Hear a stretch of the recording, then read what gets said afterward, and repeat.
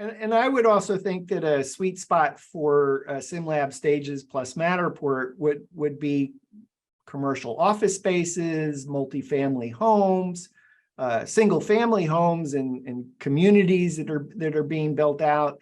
In the last 2 months since we talked last, have you had success where those categories of clients are using Matterport plus SIMLAB stages?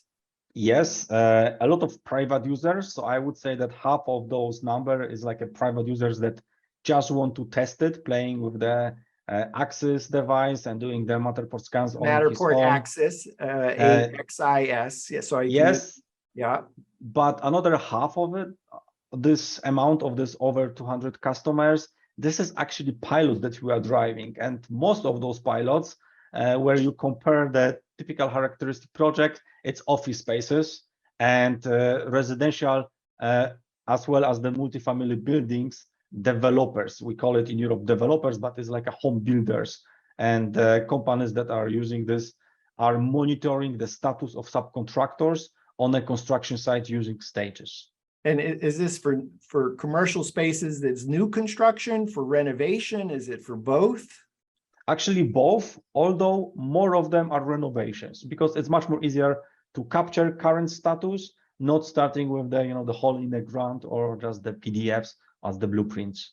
And in terms of other use cases, facilities management, issue management is yeah, as you correctly remember, we have a very advanced issue management system built inside of the stages, and that's being also used to manage the issues and problems occurring in the facility.